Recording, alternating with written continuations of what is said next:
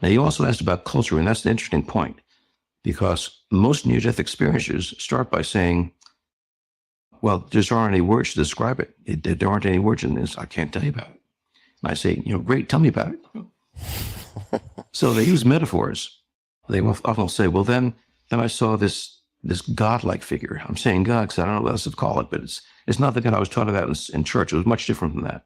But this all-loving, all-knowing entity, whatever it was. And what you hear from people in different cultures is based on what cultural or religious metaphors they have available to them. For example, people in Christian cultures will say that they may have seen God or Jesus. People from Hindu and Buddhist countries don't use those words. They may say they met a Yamdut, a messenger from Rama, or they may say that I just saw this white light. Also the tunnel, we have tunnels in the U.S. So when people say, I went through this long, dark, enclosed space, they will say tunnel. Well, people in third world countries don't use that word. They would talk about going into a well or into a cave. I interviewed one fellow who here was a truck driver who said, then I got sucked into this long tailpipe. So whatever metaphor comes readily to them is what they use to describe the phenomenon. If you look at the actual phenomena they're reporting, it's the same all around the world. And in fact, we can find cases from back in ancient Egypt and Rome and Greece that have the same phenomena we talk about today. Hello, everybody. Happy Saturday. Hopefully I'm coming out loud and clear. I think I am. So you might have noticed, change the title of the podcast from the discussion to the mirror point. And the reason why is really simple. There's a lot of channels called the discussion or some rendition of discussion. And I think I'm getting buried under the algorithm, like other videos are killing me. So I thought I'd change the name of the channel to see if I get better luck, get more viewership and so forth. So anyways, happy Saturday, everybody. Glad if you can join us. Going to be talking about a deep subject, of course, and this is the near-death experience. Unfortunately, Sophia's not going to be with us today, maybe a little later, but not right now anyways. But we're going to be actually interviewing my sister. Her name is Shelly Williamson, and she has had several near-death experiences. And she's going to just tell her story, let you know what she experienced and everything like that. What you make of it is, up to you, of course. Now, if you've had yourself near-death experience, please call in. I'd love to hear your story. We'd like to learn more about it. But anyways, I'm going to bring my sister, Hey, Shelly, how you doing? Good. Hello. Hey, let everybody know who you are. Introduce yourself. I'm Shelly Williamson. I'm Scott. Yeah, I'm here to near death experience I had. Yep, you're kind of cutting in and out, Shelly, all of a Oh, sudden. goodness. Is that better? I think so. Go ahead and start over. Yes, I'm Shelly's sister, and I'm here to talk about near death. Yeah, near death experience. Unfortunately, the mic's cutting in and out. Oh, that's Um, yeah, we can't hear you too well. this. Oh, Tell you what, that's try to go out and come back in. or let me. Yeah, a little technical difficulties. Seems like that's the name of the game these days. But it's all good. Yeah, we're going to be talking about near-death experiences and, um, what is the explanation of these? It depends on your metaphysical interpretation, of course. Some people, if you're a Christian, you believe you're going to heaven, or maybe you're being deceived by the devil. I've heard that a lot.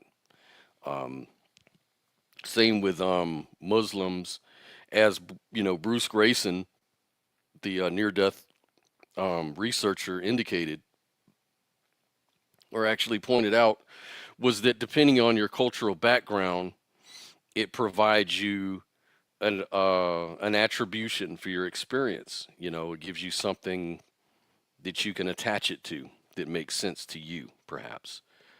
Um, and here's Shelly. Okay, Shelly, you're back. Excuse me. All right. Do Yeah, that you're better? better. Yeah, much better. Oh, good. Yeah. I'm Shelly Williamson. I'm Scott's sister. He invited me to come on the talk about my NDE that I had in 2018. hmm So how did that get triggered? Like that first NDE? How old were you? What was the context of that situation? And maybe explain a little bit about how it all started. Okay, well, the first time I had an NDE was back in 1990, 94. Oh, wow. Okay. I remember that. Yeah, yes, I had gone to Tahiti hmm for a job singing, and I got E. coli while I was, hmm and so when I got home, I was in pretty bad shape. And, I had to go to the hospital, and oh, I something very odd happened. When I was in the waiting room, waiting for the doctor to come in to see me, I was actually looking down at myself from the ceiling. Oh, so you had an out of body experience. Out of body experience. Yeah, that was the first time. So when you were hovering above your body, I guess viewing your body below you, Yes. was it was like a visual? Yes, I could see myself laying on the table. Now, when you say visual, did the scene look like you were looking through your own eyes like normally, or was it sort of augmented in some kind of way? It just looked like I was on looking down at myself through my own eyes. Oh, okay, interesting. Yeah. Cool. It's like I was Did up you on the ceiling and I was looking down. now when you were looking down, what sort of thoughts were processing? Were you like shocked, or were you just going with the moment, or how did that play out mentally? I was kind of shocked, that I could see myself laying on the table, and I thought, well, what's going on here? And I wasn't in that I wasn't in that situation very long. So kind of like as soon as I saw myself looking down at myself, I was back in my body again. Oh, wow. So it was really brief. Hmm. It was Okay. extremely brief. Oh, Yeah, and I wow. was I had a really, really high fever, and they concluded that I had E. coli. Yeah, E. coli. Some bad seafood, I guess you were eating. something. Was. Yeah. Wow. Well, and was that the end of the experience, or did it go on after that? That was it for that one. Before Uh-huh. I went to the hospital, I felt like I had been hallucinating, probably from the fever. I was Mm-hmm. seeing things Mm-hmm. that weren't there, and it was very odd. Mm. Right, right, Yeah, right. and then I went to Okay. the hospital. So would you say that that experience was kind of questionable, or what was the impression you had about that first one? I'm not sure. I had heard people that had out of body experiences. After I had mine, I researched it, and a lot of the stories were similar. That people came out of their body and could view they could view themselves. Mm-hmm. Um, if they were really sick or dying, or Mm-hmm. had been in an accident or something, they could actually view it from above, which is what I did. Right, right. Yeah, so it was just very it was kind of too common for something that, like, usually when people have hallucinations during fevers, I mean, I've had a lot of those in my life, a lot of them, and I've Yeah, never really had an out of body hallucination. I've had just like nightmarish sort of delusions, stuff like that. But so yeah, yeah, that was more correlated to the classical NDE.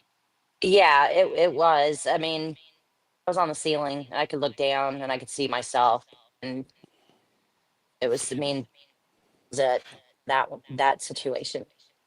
Now, a lot of people say that when they have that out of body experience, it comes with like a certain feeling, like a freeing type of feeling, or um, a peaceful feeling, or you're embraced by some. Some people describe it as spirit guides or angels or God. You're being protected by something. Did you have that experience on this first one? Not on the first one, but I did have that experience when I had my car accident. Right. Well, before we get to that, let's go to your second one. When did that experience happen? The And what second was that? one, the second one was a car accident, and that happened in 2006, I believe. What was that? 2000 what? 2006. 2006. 2006. Okay. Okay. And what Yes, happened then? I was going through a green light and got T-boned, Mm-hmm. and Yep. it was a really bad accident. And when I was hit, as soon as the truck impacted my car, I came out of my body again. But this time, I came out of the car and it to the sky. I could see the car below me. Mm. So what was that, a fast ascent to the sky, so to speak, or was that sort of like a flotation type of thing? Well, everything slowed down as soon as I was hit. It was like everything slowed down. I could see the glass breaking, and the car wasn't spinning very fast. It was everything just slowed down, and then I was out of the car and up, going straight up in the air, and I felt the presence of something. Mm. So at that point Something was with me. so you felt a presence, a being. Was it a protective feeling, or was it like a scary sort of presence? How would you describe that presence? It's really comforting, Comforting. very Okay. calm, comforting. I was at peace. It was everything was, I was going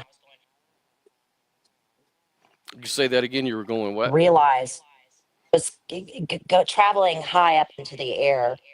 Mm. It was going straight up into the sky. And, Uh-huh. I could look down and see, everything was getting smaller and smaller. And I know, I started to a little bit, and I just wanted to see my son again. And I was very sad at the idea that maybe I had died or something. Wasn't Mm. really sure at the moment. And so I said, I just want to see my son again. And then it gave my son's life review from the time he was born until his current age at the time. Oh, okay. So you And started seeing your son Michael, and you were reliving like when he was born and throughout his life, or yes, was it just it was segments, or was it really fast, or what was it was that really like? fast. It was fast. It was just like key moments of Mm-hmm. his life to the age he was at the time. And I remember thinking, it's not exactly how I want to see him again with a review. I want to actually see him. And then as I had that thought, I was back in the car, Mm-hmm. Oh, wow. no longer out So of my were body. I was you in the car. and you I were s- stopped moving, and and you were just sad that you may be dying or were dead, and you wouldn't see Michael again. So that was the main thing that sort of was on your mind there. yeah, that's what I was thinking when I realized I was going up with this very comforting, peaceful presence that was on me. And yeah, Mm, okay. but And when you were I did. Go ahead. Yeah, so when you were looking down, were you able to you said you were able to see the cars. Were you able to see anything else, or were you just sort of tunnel vision focused on the car and what was going on in the car? I could see everything below me, town, Oh, wow. the And it streets, the houses, everything that was below me, I could see from above. Kinda like the first time I came out of my see myself on the table, it was the same thing, except I was higher up in the air. Wow, okay. And this experience just felt real. Like a lot of people talk about it feeling hyper realistic or more real than real. What was your take on that? What was the impact on that experience? If I felt comforted was probably the main thing was mm, whatever presence was with me felt very comforting and safe to me. Hmm. But Okay. peace. I mean, everything was really peaceful. Mm-hmm. It was like no sound. Just kind of like didn't speak what I was thinking. It was It was what? You cut out. telepathically giving my message to whatever presence was with me. Oh, okay. So they Yeah, weren't I for didn't that. Let me get this straight. So a lot of people say that. So in other words, you're not hearing an audible words. It's transmitting what, a feeling or just a knowingness? Like what's being transmitted to you? just the thought. Like what A I thought. was wanting to say was transmitted through thought. It wasn't spoken. Mm-hmm. Mm-hmm. The presence that was with me didn't say it. It was just comforting and taking me up. And just I was coming out of the car, out of my body, Mm-hmm. into the air, going straight up. The bright light. Mm-hmm. I could see a bright light. Um, The that's bright when I light. started to. That's when I started to like. That's when I kind of realized like what's going on. And no, I don't want to leave my Yeah, life. you don't want to leave this life. Now, here's another question, which is kind of pertinent. Before these near-death experiences you've had, and we'll get on to the next ones later, but before you had these experiences, what were your belief systems? Did you already believe in life after death and spirits and things like this, or what was your thought on that?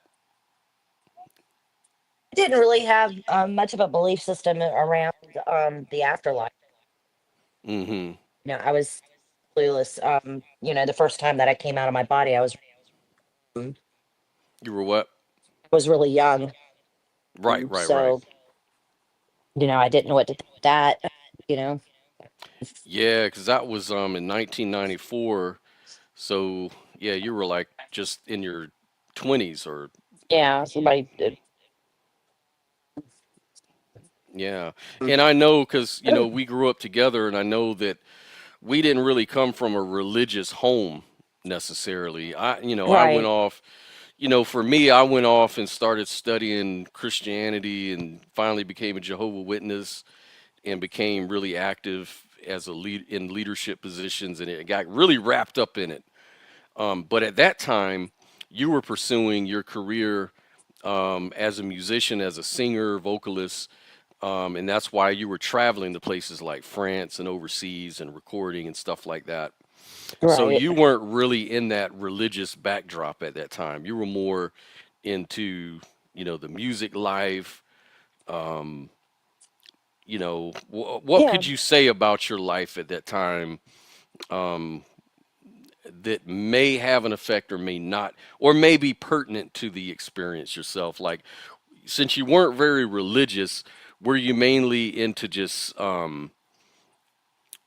what was your main interest? What were you mainly focused on at that time? Pretty Oh, you cut out.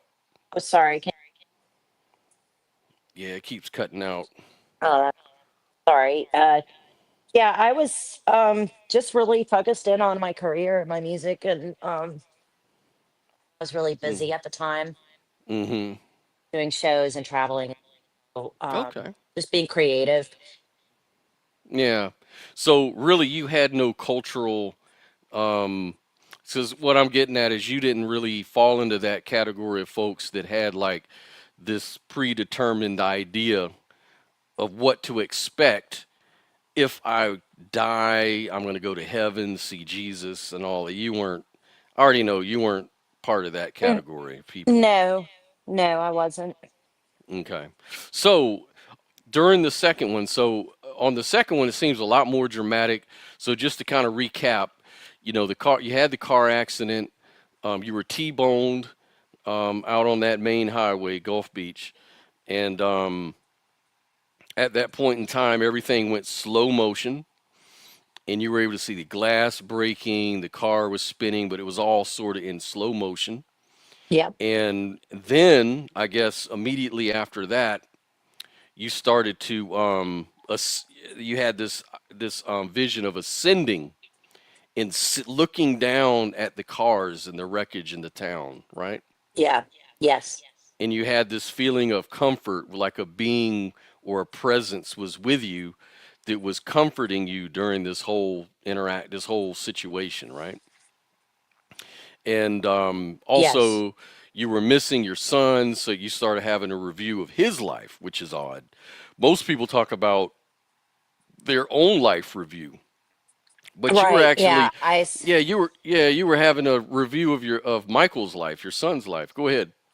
yes, yes. I because I the thought of never being able to see him again was scary to me. Hmm. So, like I said, I didn't say anything verbally, but I thought it, and then I got a life review of him after in my head, I Right. was like, I just want to see Michael again. And then I saw his life review, and I was like, not like that. And Hmm. then I was back in the car again. And so, I debate if it's NDE or just an outer body experience, because, Hmm. I've been shocked right out of my body being hit that hard in the car, because I don't Right. think that I physically died or anything. Yeah, that's a good question because from my research, these experiences occur basically under traumatic. It should be a traumatic experience. It's part of the traumatic experience, not necessarily the death experience. But Right. but there are strictly death experiences that I guess aren't that traumatic. I suppose I don't know what it's like to die. Maybe it is traumatic. I don't know. But there's certain people that feel very relaxed and they're waiting to die in a peaceful moment, and then all of a sudden they're out of their body, and then they come back, to tell the story. But this is the same sort of thing that happens when you have a really deeply traumatic experience. Like I've heard people who had bicycle accidents and maybe fell down a hill or something with their Yeah. bicycle, and on the way down, everything went into slow motion. Mhm. Then they left their body. They saw the whole situation unfold. They saw the people come and give them CPR or put them in the ambulance. And they follow it from this bird's eye view, so to speak. Yeah, that's like my experience. That's what I experienced. Yeah, yeah, that's what it Yeah, sounds like. I think it was triggered by trauma, Mm-hmm. Mm-hmm. because I know that physically I was not dead and wasn't, Nowhere near close to dead. You were just having a very traumatic situation. And yeah. there's even people who've had. I heard of one story, a girl who was being abused by a family member, and every time it happened, she would lose. She would have an NDE, like every Oh time. wow. Like once she was being abused, she just sort of like couldn't deal with it, Just disassociated. and then she'd disassociate. Yeah. And Sophia says, "Hey, Shelly, Hey, Sophia. she really wanted to meet you today, but she had to some things happen, so she Right. couldn't join. Yeah, sorry I couldn't join, guys. Yep. So yeah, man, it's a classical story, and so you've had other NDEs. I know others experiences. What was the other one? Let's go ahead and get into that one. The last one that I had was fairly recent. It was in 2018. I had sepsis and had to go to the hospital. When did that And happen? in 2008, 2018. yeah, Eight. and Okay. 18. And yeah, I didn't know what was wrong and went to the ER and they found out that I had sepsis. So I was in really bad shape. And this experience was a little bit different than the other two. When I was in the waiting room, I went back and I could have sworn I was worked on by a really nice, sweet woman. Um, so the next day, I woke up in my hospital room and they were working on me again. And I had asked about the girl that worked on me the night before, and they swore up and down there was no nurse to that description that I had given. They said that I had Mm-hmm. not been even worked on by a woman. I had been worked on by a man. So I Okay. had probably hallucinated that whole thing. I don't know. But I was in pretty bad shape, and yeah, it was maybe the same thing where it was just very But traumatic yeah, for me for or something, or maybe a fever. I'm not sure. yeah, yes, it's hard to tell. And you saw this lady and you didn't know, and they denied you were cared for by anybody. Yeah, I gave a description of her. She was petite, she had red hair, she was really sweet. She talked to me, for a while back there because I was scared. I didn't know what was wrong. Mm-hmm. The next day I'd asked about her and they had no idea who I was talking about. They said there was no ER nurse to that description the night before. Yeah. And I never saw her again in the hospital. I was there for 6 weeks. So Wow. That's really weird stuff right I know there. it was very strange. I never really could wrap my head around it. Like, what was that? Did I dream that? I mean, it could have been a dream. I don't know. Yeah, that The situation. next, There's experiences that are borderline, could be this, could be that, and those are kind of less interesting only because you can attribute it to drugs or fevers and things like that. But sure, yeah. I mean, then you have other experiences like the one in the like your second one was really strong and everything. But yeah, that was the there's big. that was the big one, right? Yeah, that was the one that really I can vividly remember every second of, and I know that I was not close to death.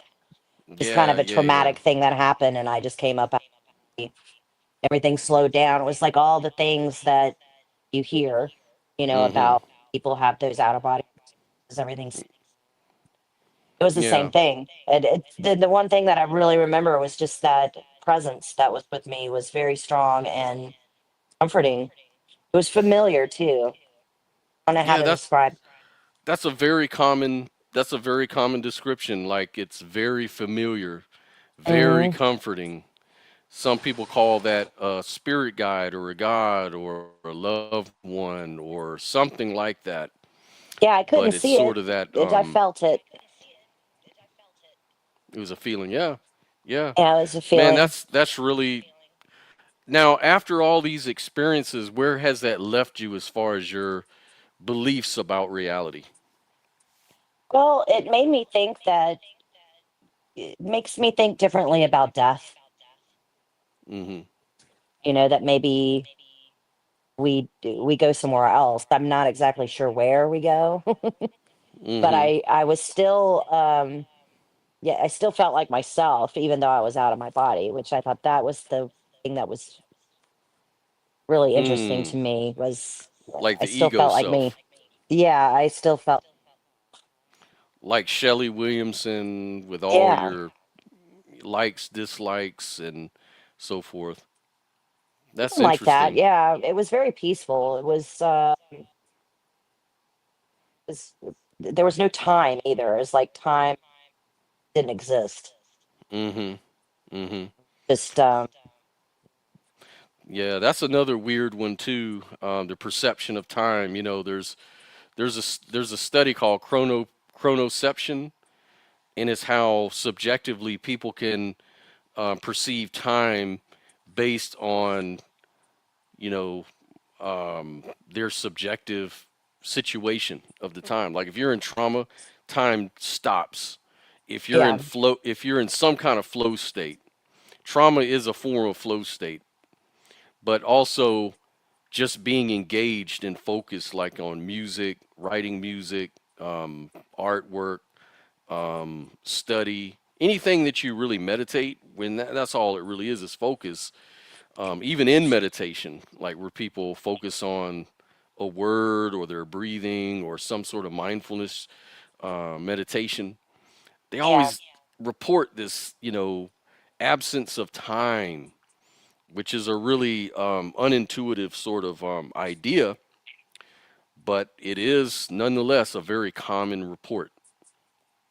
yes. It's experienced that. I'm still not sure if it was, because I try to debunk everything.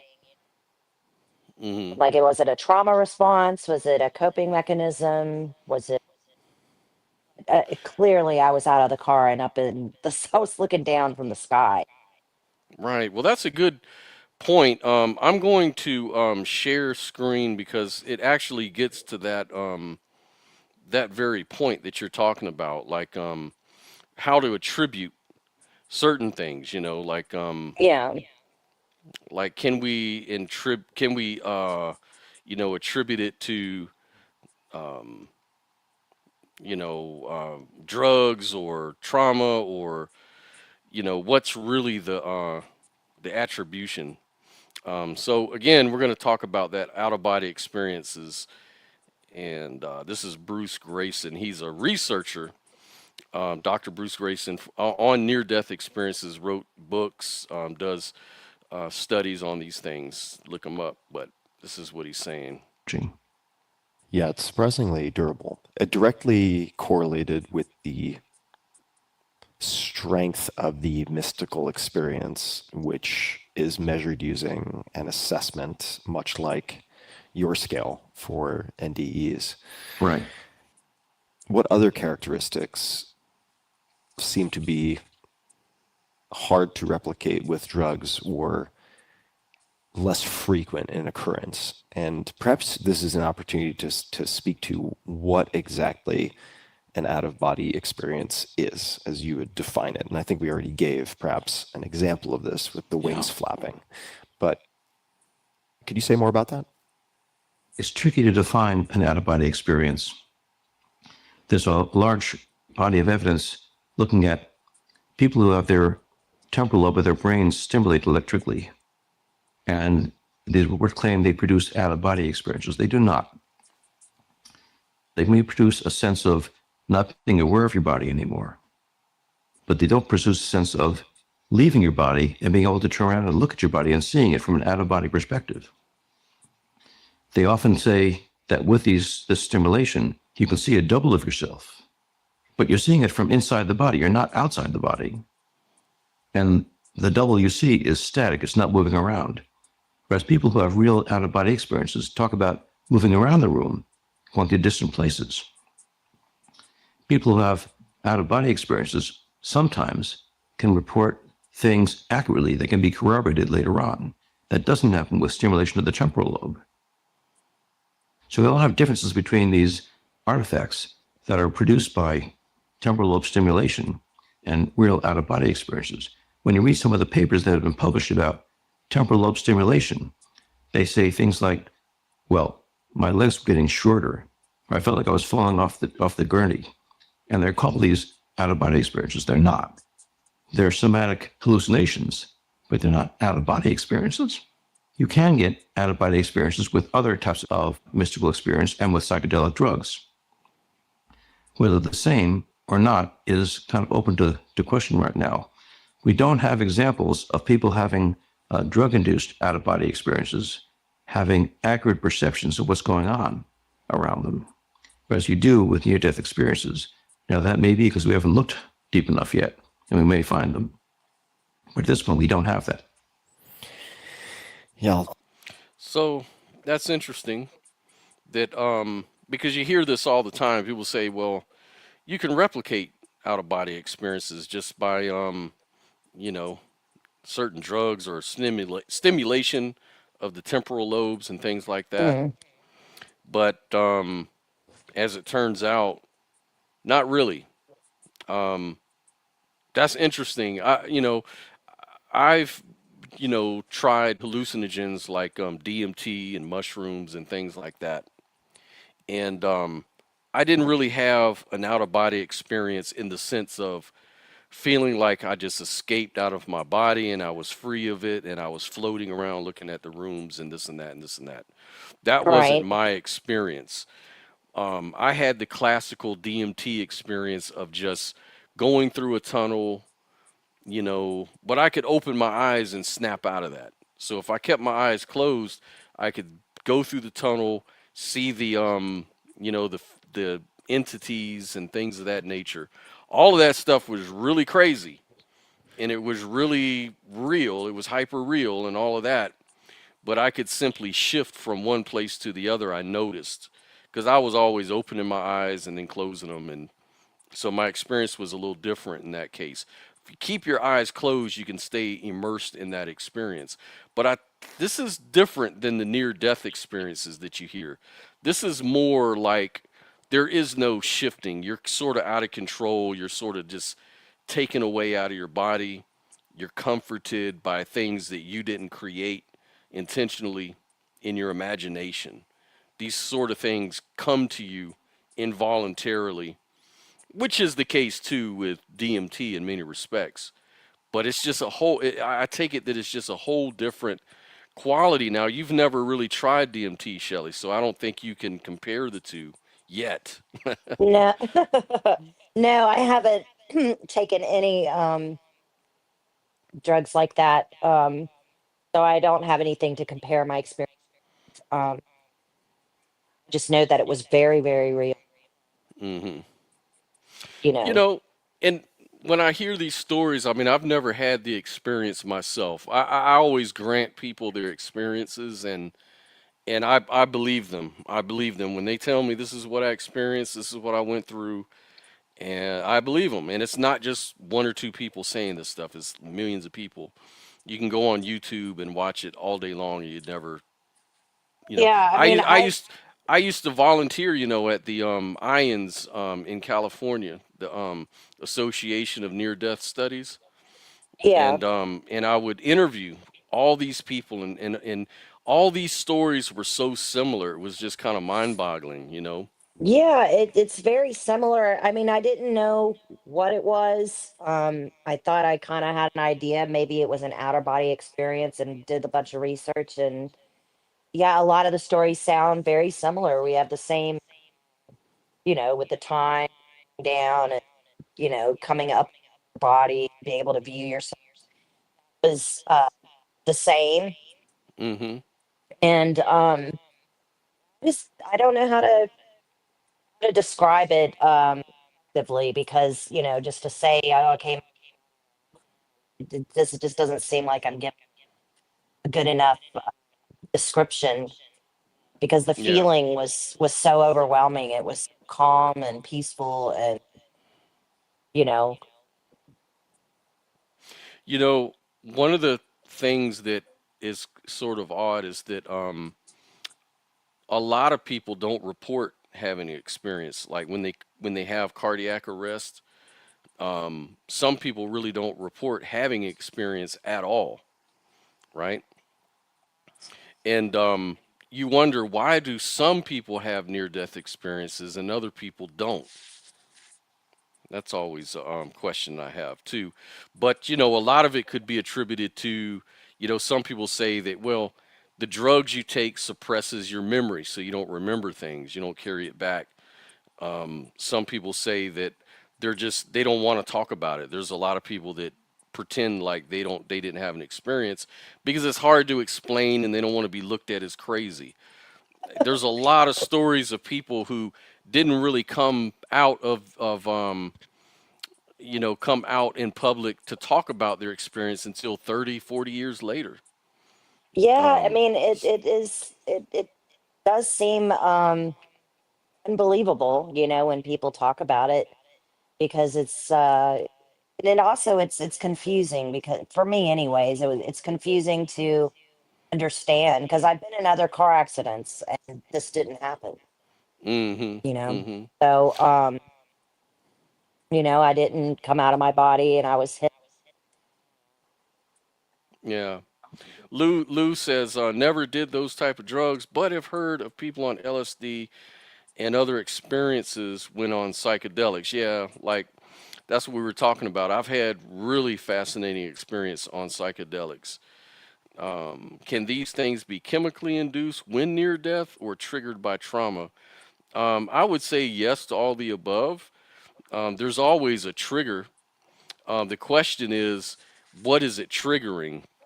Is it triggering a hallucination, or is it allowing your brain to now interact with the other side, so to speak? Now, I understand that a lot of people don't have any reason to believe in the other side sort of stories, but that is a question that people have, because some people look at the brain as a great suppressor of too much information. Like, for example, our brains can only detect a very small slice of the electromagnetic field, the color spectrum, all of these sort of things. We can't hear so well as, say, other animals can.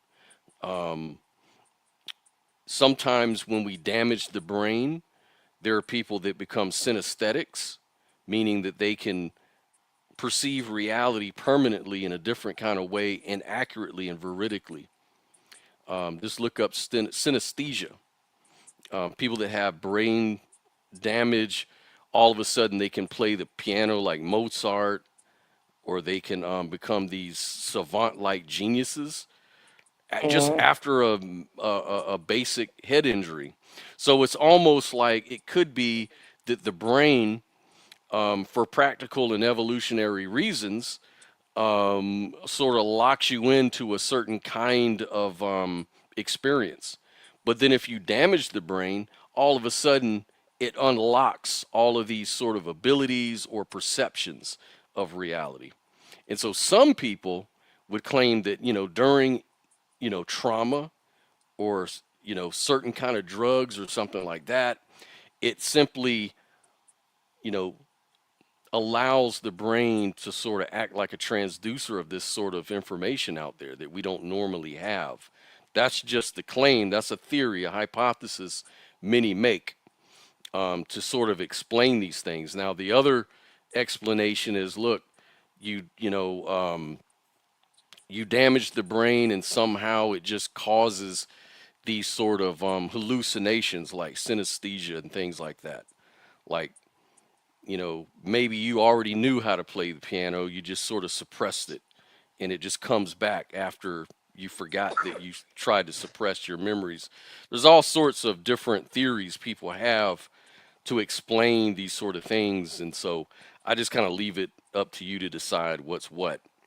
But yeah, I do believe in either case, either model that you want to go with, yeah, I would agree. Trauma, drugs, all of these things probably do trigger the experience. What are your thoughts, Shelley? Agree.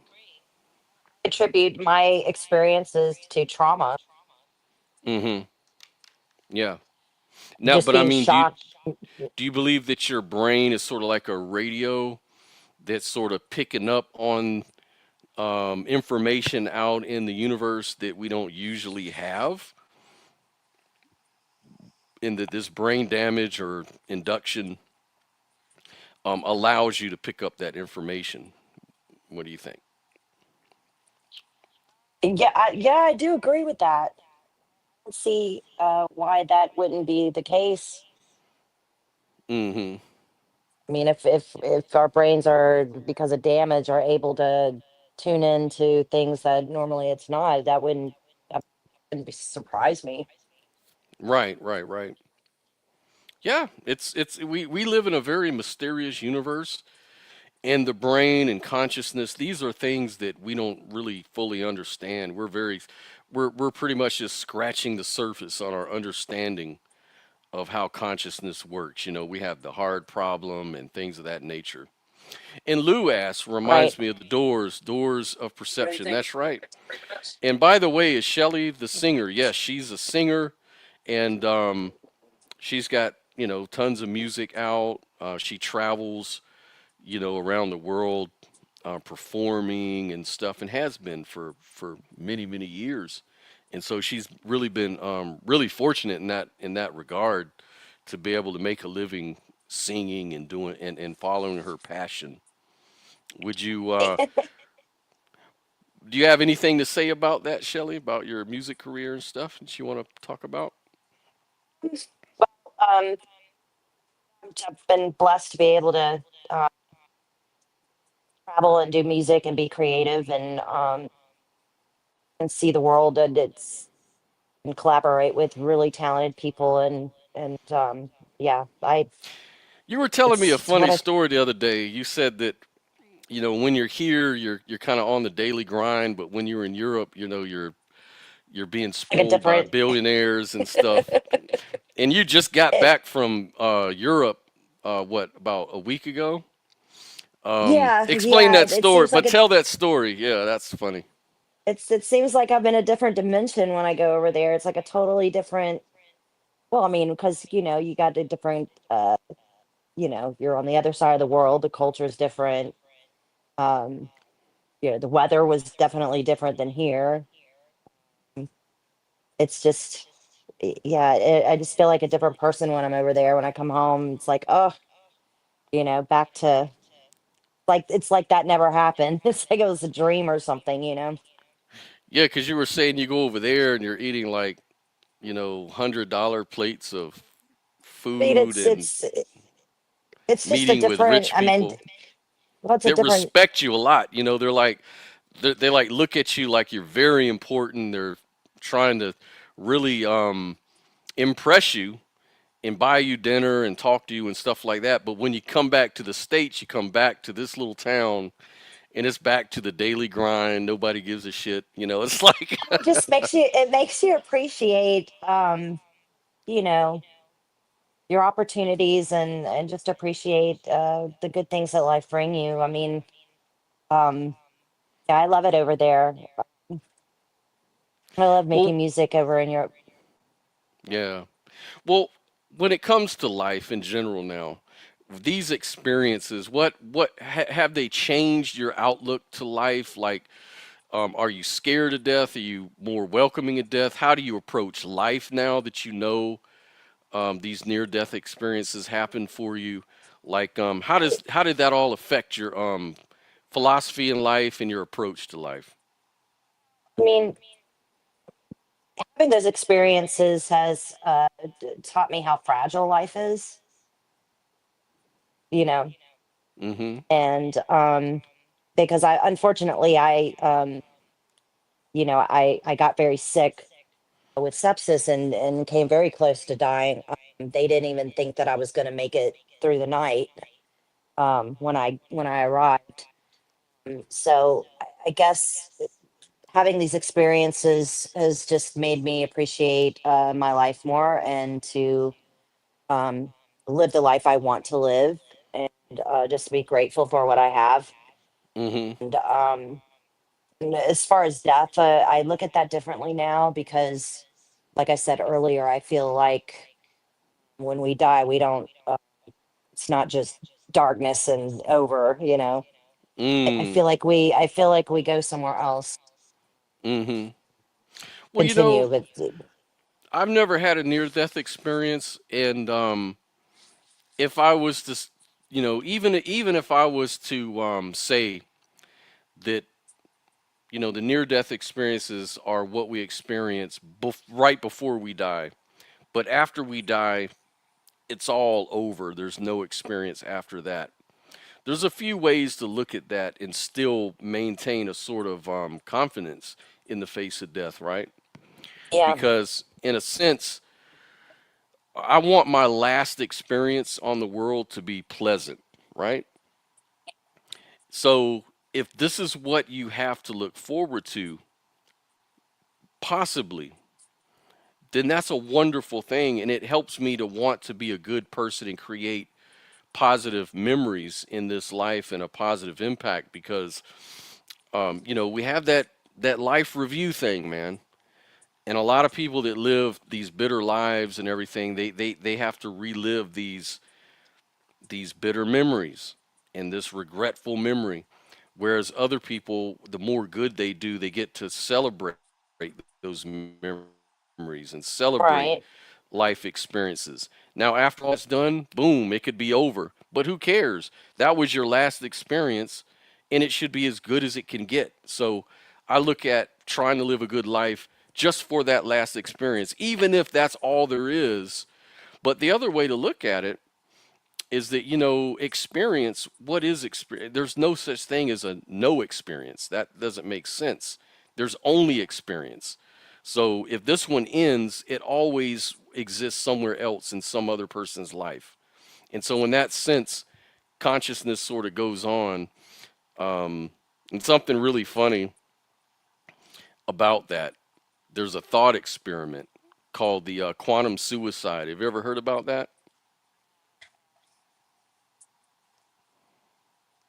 Have you ever heard of quantum suicide?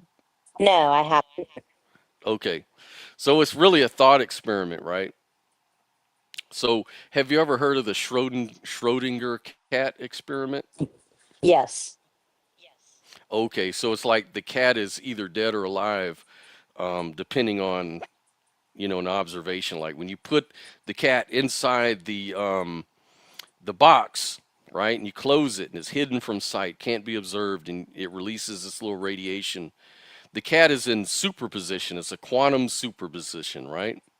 So the hmm cat's both alive and dead at the same time until you open the box and look. When you open the box, it's either going to be alive or dead. There's a 50% chance. In quantum mechanics, we'll put like a definite number on it. It may be more than 50 or less, right? hmm So it just depends. So here's the thought experiment. Let's say you're the cat. We put you in a box and you have this little button. And when you push the button, it's a 50% chance you live, 50% chance you die, right? So you push the button and you're still alive. You're still experiencing existence, right? So you're thinking to yourself, well, this machine, I got lucky that time. So I'll push the button again. You push the button again, and guess what, Shelly? You're still alive, right? And you're wondering to yourself, is this machine broken or what the fuck? Right? And you yeah, push it again and again and again, and every time you push it, you're still experiencing, right? Well, what could explain that is the fact that you're never going to experience non experience. And there's always a percentage chance that you're going to experience consciousness somewhere in some world, some multiverse. And so that's why experience never really ends for anybody, because it just creates a different. But anyways, this is a dumb thought experiment. But yeah, so that's really cool. Now, if anybody out there has had a near-death experience, or if you want to talk about it, or you have any questions, feel free to jump in. I'm going to put the link out here again in case you want to join backstage, and we can talk about near-death experiences. If you have any questions, or if you want to share your own experience, just call on in, man, and we'll keep the show going for that.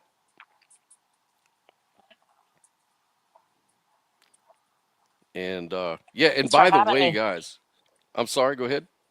I said, thanks for having me on your show. Yeah, absolutely. Absolutely, Shelly. I always wanted to have you on. Um, you've just been real busy too. But like and subscribe to the channel. I've changed the name of the channel so we could go ahead and get more viewership, because I think this channel was probably buried under a bunch of podcasts called The Discussion. So we changed it. But yeah, like and subscribe if you get a chance. We definitely want to build a community. And again, if you want to join backstage, go ahead and hit the link. I got it in the live chat. And we'll definitely talk. And I think we've got Brooklyn Lou. How's it going, Lou? Hey Scott, how are you? I'm doing good, man. Well, How you doing today, brother? good. I'm so excited. I got to meet your sister online. That's Yeah, really yeah, cool. yeah. Meet Shelly. This is Brooklyn Lou. He's a real good friend. We kind of team up sometimes on different interviews and videos and stuff like that. Oh, hi. Hey, nice to meet you here. Nice to Um, meet you. my question, which I didn't catch the very beginning of, your talk because I wasn't online, but I was wondering, Shelley, if these experiences that you had impacted what you feel is your ultimate purpose in life, Good or Yes, question. if it may have impacted your art, your performances, or just wondering how it impacted your take on what you're here for. it definitely has. It definitely has made a huge impact on how I spend my time doing what I love to do. And just my whole view on life in general. I try to stay true to being doing what I love to do in my life, which is music, and being creative has become more important to me. Um, Life choices, they aren't so hard to make when after having an experience like that where it could have all been over. Um, I just appreciate the opportunities when I have them, and being surrounded with good people, and not sweating the small stuff. Well, that in and of itself is very powerful. I think that is a positive, and it's so meaningful. So even though these, near death, obviously they were traumatic, and you know something nobody wants to be near death, Oh but no. but ultimately, I mean, the impact on your psyche has been beneficial because you're using these experiences to understand yourself better, and your career and art, and the whole musical thing. So Oh yeah. I love that stuff because I love music. My whole life I love music. Don't play, sing, dance. I can't do any of that, but I love it. So, Yes, music is and a beautiful thing. absolutely, it's I always support people who are trying to express themselves through art and through music. So, and it's good to hear that there is a positive part of this near death experience, you know? Yeah, definitely. It definitely changed the way that I looked at a lot of things in life. Just being grateful that I'm here and trying to make the most of the time that I have. Yeah, yeah, that's wonderful. You Yeah, know, live each day as though it's your last. That's how I kind of approach my own personal, life. well, that's Try, great. try to live each day well and doing Yes. doing things that you are meant to do, and only you know what you're meant to do. You know. Yep, that's great. Yeah. So it was wonderful meeting you. Great I to meet you I too. know I know of your work a little bit, not much, but a little bit. I'm a big rocker. Like I love rock music, and you're in that band with the guitarist, right? Mitch. Yeah, Mitch. Mitch Perry. Yes. Yeah, and Mitch Perry group. yeah, that's a phenomenal group. So I appreciate what you've done there. I'm now that I know and met you here and know that you're Scott's sister, I'm gonna get more into the Mitch Perry music. Cool. Yeah. Yeah, we put out a record in 2020.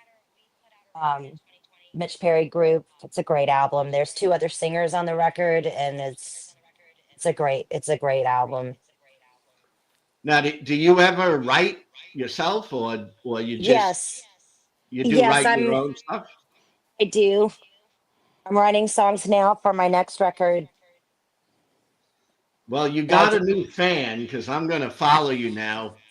Now awesome. that Well, I know you're Scott's sister, and I love music, and my own daughter is a recording artist, so great. I understand that journey too, and I understand the work that goes into it, and Oh, yes, it's and it's how difficult it is. A lot of people, just watching as fans, don't understand the work that goes involved. That's oh involved, yeah, the and creative process and everything. It's and just the industry is very hard, but I mean, you do it because you love it. that's what Hmm. my daughter's going through. She was in Christian music, and Hmm. pretty much. I mean, you've probably been singing your whole life, right? Yes. Yeah, my daughter's been singing since she's 12 years old, and she's 36, a mother of three, and she never really made money till she got into Christian music. So she was making some money as a worship pastor and music producer for a big mega church, but Mm. the mega church got rid of her, and that's a long story. But now she's trying to recreate herself for the first time, being herself. So I'm so excited about that. And That's very exciting. she took up a new name, so she's going to be creating her stuff under a new name. And I'm excited for her. And it's hard because she doesn't really have the money to launch it on a big level. But I support the grassroots. You got to Oh, come yeah, from somewhere. definitely. That's So exciting. Big luck yeah, to her. yeah. I hope her new stuff. Her first song is going to come out shortly. It's being produced. She wrote it, and it's going to be produced. It's going to Mm. be her new song under a new name. So we'll see how that goes. It's But great. but you got a new fan, Shelly. I'm going to be following. Uh, you're playing with the Mitch Perry project. We're not working right now. We're all of us are doing our own thing at the moment, but I still work with Mitch on other projects. And if we have any shows, we do shows together for the Yeah. Mitch Perry group. And then I do my solo stuff. My solo stuff's under Shelly Bonet. That's that's the name I've used with my career is Bonet. It's my son's last name. I kept that. Is it rock and roll type stuff that you're doing on your solo Yeah, stuff? there's rock. The rock stuff is mainly with Mitch Perry group. Um, I've got my solo stuff on a Shelly Bonet. I've got an album under that, my solo record, and I'm making a new one, which is gonna be yeah, it's we're writing that right now. I went overseas and did some writing in Italy a couple weeks ago. And we're starting to write the songs for the new record, and it's not heavy rock. It's more blues based, but, but it's cool stuff. Well, appreciate meeting you. Appreciate Scott for having your sister on. Oh yeah, man. I'm gonna really start following your music because now I know you're Scott's sister, and I want to know what you're doing. So appreciate you Um, coming on. thank Yeah, you. All right, and yeah. thank you, Thanks. Scott. Yeah, thanks for jumping in. And I wanted to just play a little clip I found just really quick, where you were singing with the Jose Ramirez band. Yeah. Um, and I just wanted to play so the audience would be a little familiar with your music. I wanted to make sure that was done. So I'll play this too. Started a fire in my heart,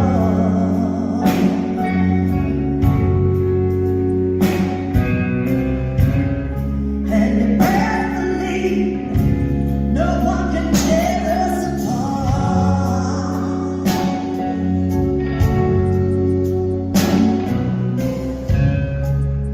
I don't care how hard they try. I'll find a way. I'll find a way to make it all work out.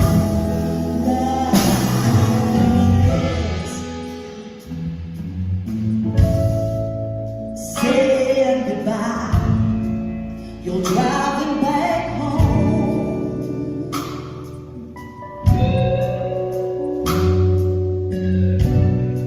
and being together, it never gets old.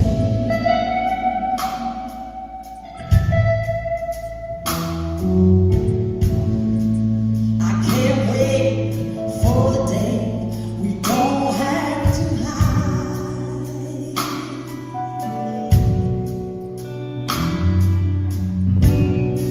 I keep on waiting for you to be mine. Who cares?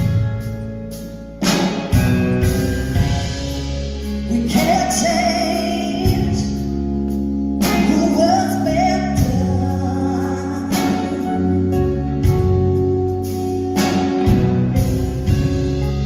We never meant to hurt everyone.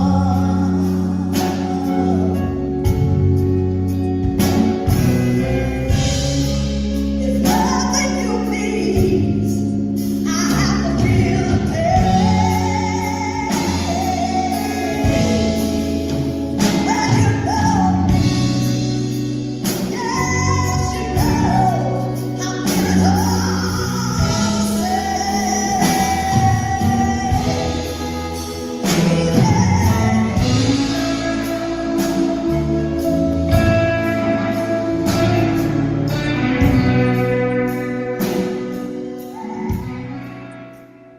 Beautiful, beautiful, man.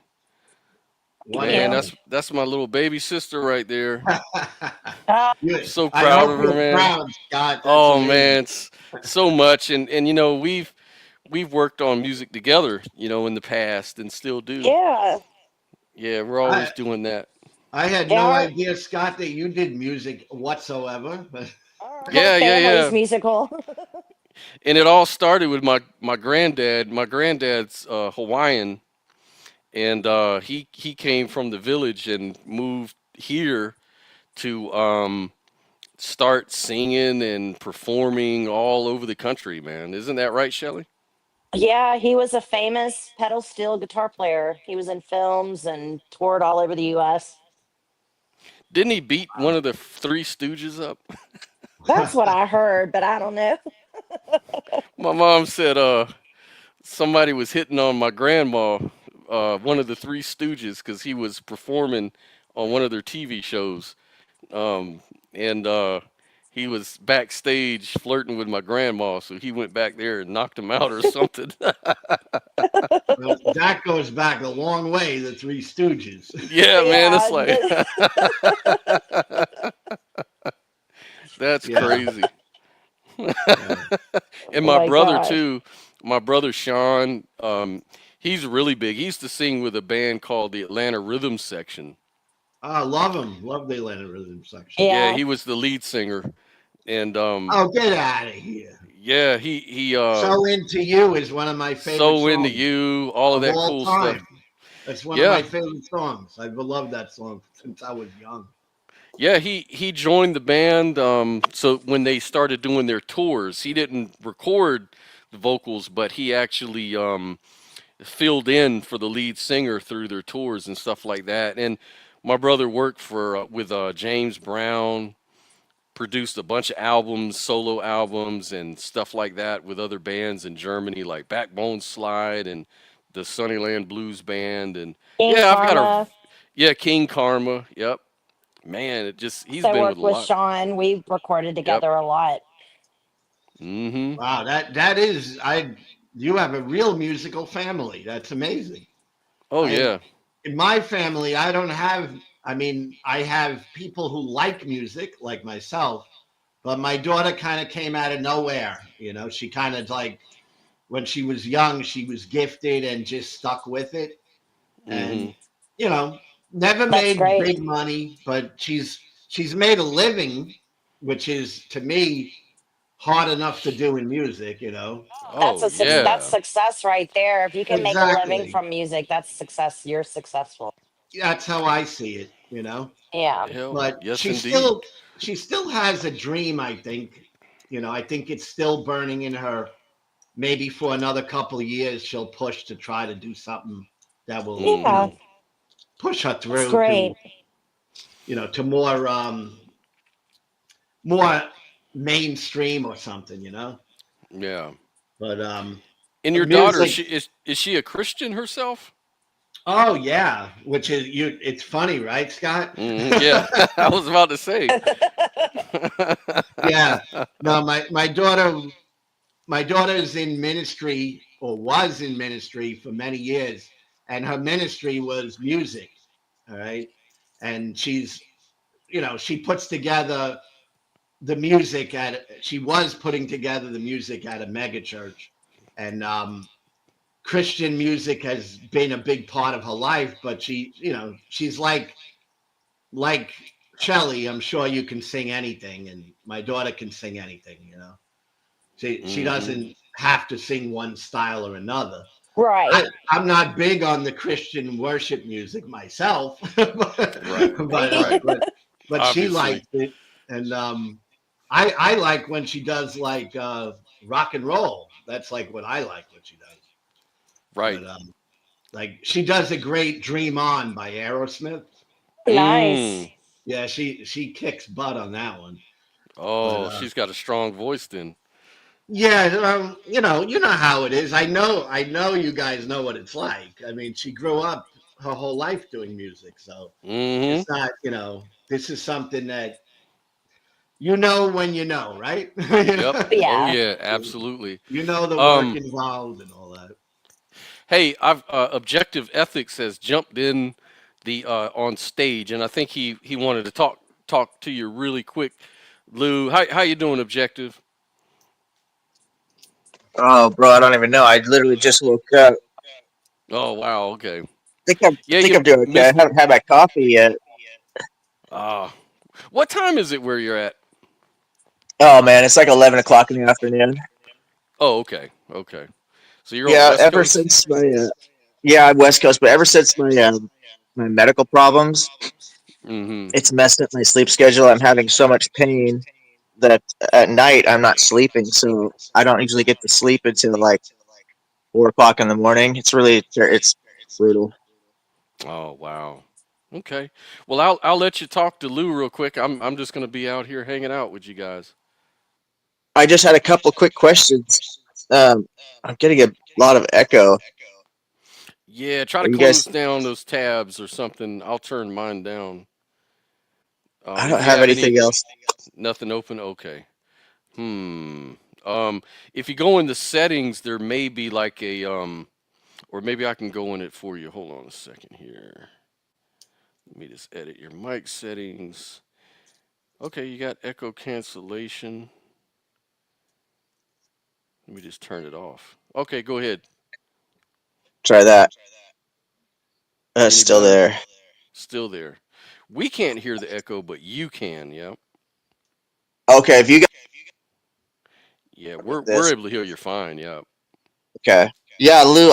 First of all, I don't want to detract from what the show is. Like I said, I literally just woke up, so I don't even know. I look like you guys are talking about NDEs. Is that? Then I heard you guys Yeah. talking about music, so I was just kind of just free flowing here. Mm-hmm. Okay, so Lou, I saw you get on Mike's channel yesterday. You That must be was laughing, right? Oh man, that was extremely frustrating to be honest with you. Mike is such a piece of trash. He hears the I echo. Yeah, he Here, I hears the let me hope echo. let me I hope let me. people took it in a good way because I kind of was just irritated and I kind of um, was triggered for sure.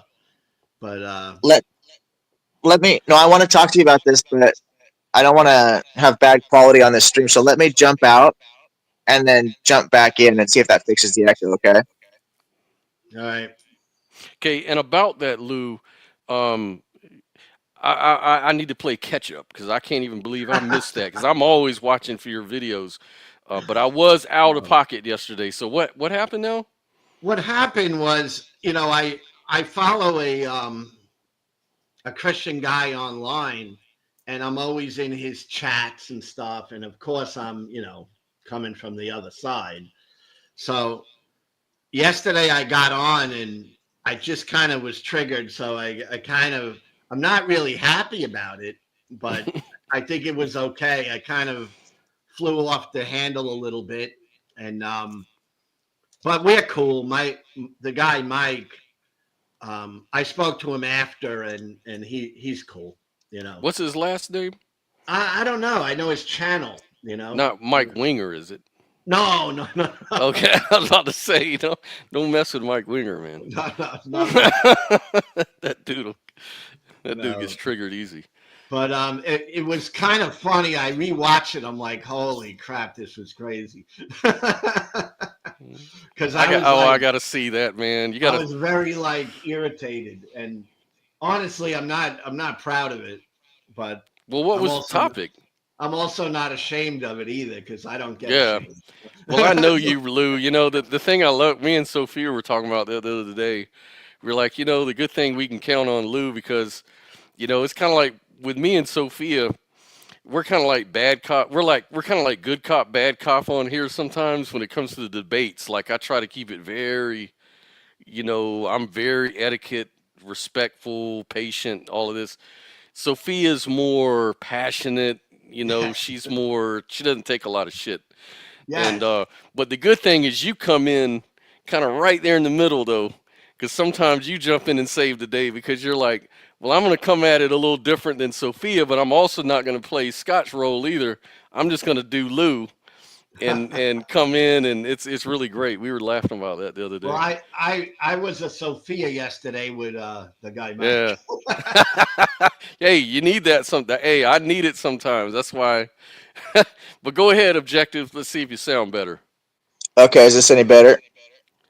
Sounds good on my Yeah, end. it's all right. Okay, I'm still hearing the echo. I want to Uncarved Block. By the way, I want to say hello to Uncarved Block in the chat. Always good to see you. Yeah, I think he wants to you guys want to set up a debate at some point, but we'll talk about that. But I'll let you get on with Lou. Okay, yeah. So it was extremely frustrating to watch that yesterday. Uh, what Christians hide behind that fucking you can't have any morals because you're not a Christian and all morality is based in Christianity bullshit. I mean that's a very thing that I just dunked all over in my last debate. In fact, I did two debates on that already. That very topic. And I understand that I have a big advantage in one way because I actually believe in objective ethics, whereas people who don't have a have that battle with Christians. They're going to have to explain how subjective morality and secular ethics is actually better than Christian ethics. Or the other angle you could take is like what I did in my debate, is to prove that there's no original morality that comes in the Bible. You know, we have the historical record, the evidence that even though Christians want to claim that all this comes from God, they have no proof of that. And the actual evidence that we have is that, like, the Code of Hammurabi is over 1,000 years older than the Old Hmm. Testament code. You know what I mean? So you could go that route, and that's what I would have done if I were you, Lou. Is I would have said, "Hey, listen, what morals are coming from the Bible that aren't coming from older civilizations, other religions that we actually have evidence of?" You know, and then Mike would have. I already know Mike's response would have been, "Well, he denies science and he denies anything that goes against the Bible. So he's going to say, well, the Bible's the oldest, you know, it goes back to Adam and Eve and blah, blah, blah." But there's no evidence of any of that, obviously. So that's what I would have done if I were you, is I would have attacked that big time. But I know Well, you were really frustrated by the time that all came up. well, Well, I what was was your? also the other guy joined the chat, Hmm. and I felt like I was in the streets of New York with two guys jumping on. It was a And total circus. I'm That's not exactly why I'm I not wouldn't go proud on of Mike's that. channel. What happened? I'm not proud of it, but at the same time, I really don't care. And Mike, I challenged Mike along with you to an actual intellectual talk about it. But I don't consider what happened yesterday very intellectual. No, it divulged pretty quickly. And I mean, the biggest problem is it started out, you know, I don't know, when I was jumping out of the studio and coming back, did you tell him about Brenda? What happened with I came on right when Brenda was leaving. So I was listening to Brenda and him, and then I came on right after, and I really went on to say about one thing, and that was just that Mike had been saying I was angry at God and all that, and something happened in my life. He said this many times, and all I wanted to do was clear that up because that really never happened in my life. I never had anyone, from a church do any bad things to me, and I wasn't angry at God. I left for intellectual reasons, really, you know. And I wanted to clear that up, and he apologized, which was very nice. But then it devolved into, ridiculousness. Right? well, Mike spent the whole time basically just with bigoted what they call transphobic. I don't really like to use the word transphobic personally. I think it's kind of a silly word because people who are bigoted are probably not afraid of trans people, and that's what a phobia is, you know. But I understand that that's what people like to say these days. But whatever you guys want to call it, it's bigoted as far as I'm concerned. And Brenda is a transgender woman, and you know, Mike was just, "Oh, you don't know what a woman is, and you've got a mental disease and all this other stuff." You know, Yeah, I was just getting exactly. really pissed listening to it. No, But I didn't like Brenda, that either. That's what kind of started me going. And it is what it is.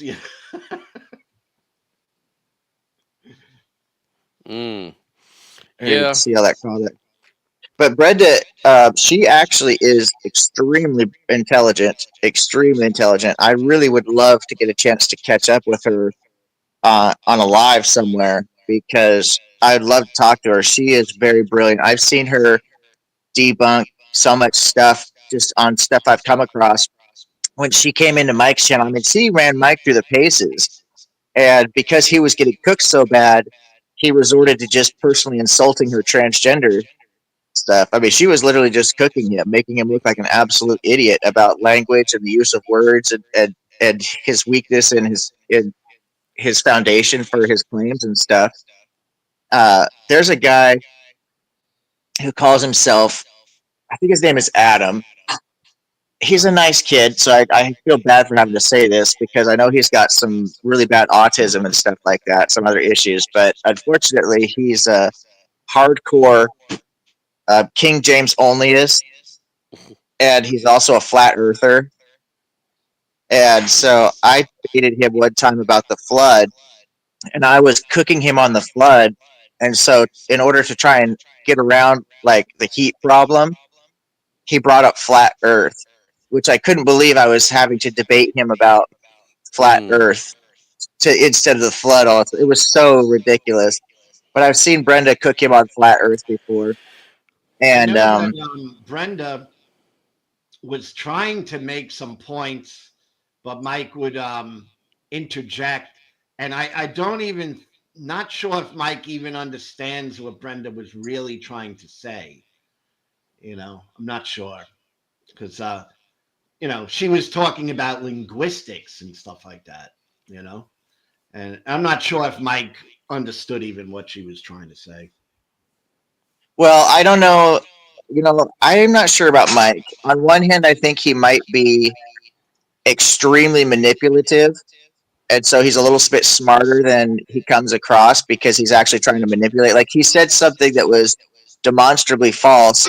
Brenda calls him out on it, proves it to him, and then he's like, "Oh, I was just joking. You don't know what a joke Mm. is, to try and make it, that kind of bullshit." Yeah. And Yeah, then, and I then, think he's smart. I think Mike is a smart guy. That's just my take on it. But he doesn't give arguments that ultimately are true, But I think he's he's good at talk rhetoric, and he's good at twisting you and taking what you say to mean something totally different. And he's good at that sort of stuff. So well, I don't. he completely twists things around. I mean, like, yeah, the day before he was doing his stream, and Lou, you brought up a very, very good point. I just happened to log in. I just got back from work. I think it was maybe the gym or whatever it was, and I logged on and I was noticed that you sent in a question saying that God punishes people for other people's sins in the Bible all the time, and Mike was like, "No, God would never do that." So I went ahead and sent some Bible verses in about Exodus 25, where God says, "I will punish the children for the father's sin up to the third and fourth generation." And then there's another story about Absalom. He rapes the wives of David because of David's sin. And Mm. Mike pulled up the verse, pulled up a bad translation, and where instead of saying punishes the children for the sins of the father, it says, "I will revisit the iniquities of the father onto the children." Now, this means the same thing. Revisiting the Mhm. iniquities is the same exact thing as punishing somebody for sin. It doesn't matter that Mhm. it's a tricky translation. And Mike literally just twisted all that around to be like, no, this is the sins of the children. What happens is when the father sins, it corrupts the children, and then the children go and sin, so they're getting punished for their own sin. It's like, no, Mike, that isn't what that says at all. It says the sins of Mhm. the father sins, and the children get punished up to the third and fourth generation. But Mike Mhm. just twisted around, and then he called me a liar, said that the Bible doesn't say punish at all. But I quoted directly from a Bible translation because I know Mike's little games. And so I actually quoted directly from a Bible translation that says punish. And I left that in the chat. So that in Discord, Mike actually apologized and admitted because I reposted it in Discord word for word with the translation, the NIV translation. So Mike was like, okay, you're right. I called you a liar and you're not, I was wrong. But this is the second or third time Mike has had to apologize to me for calling me a liar when what I said was exactly true. The other time was about George Floyd. Mike, when the whole Charlie Kirk thing happened, Mike, for some reason, was like comparing the Charlie Kirk thing to George Floyd and Martin Luther King, and he was calling those guys pieces of shit. But Charlie Kirk is some kind of like amazing human being or something, and George Floyd and Dr. Martin Luther King are just pieces of shit. And he said something about George Floyd as some scumbag that died from a drug overdose, and I was like, I posted a comment on his thing saying, no, George Floyd did not die from a drug overdose. George Floyd died from asphyxiation from being murdered by two police officers. Mhm. And Mike called me a liar then too. And I said, Mike, it's a matter of public record. That look at the autopsy. So after his Mhm. show, he went and looked up the autopsy, and then he had to apologize to me about that. So he's just a piece of shit. He's like Luke called him out and said, listen, I offered to debate you. And Lou even said, I know Objective Ethics has offered to debate you, and you won't do it. And Mike admitted, he's like, well, I'm just not a debater. It's like, yeah, you're not a debater. He's a troll. Yeah. But Exactly. I will say, I I felt bad after that, and I talked to Mike after that, and I think we understand that a lot of this stuff can get heated, but it's not meant to be. Like I don't want to hurt Mike. Mike is free to believe whatever he wants, and I think he's come to respect me in that way, where he's respects me as a person, and I Yeah. respect him as a person. But what he does on YouTube, not my thing, as you know. I mean, he's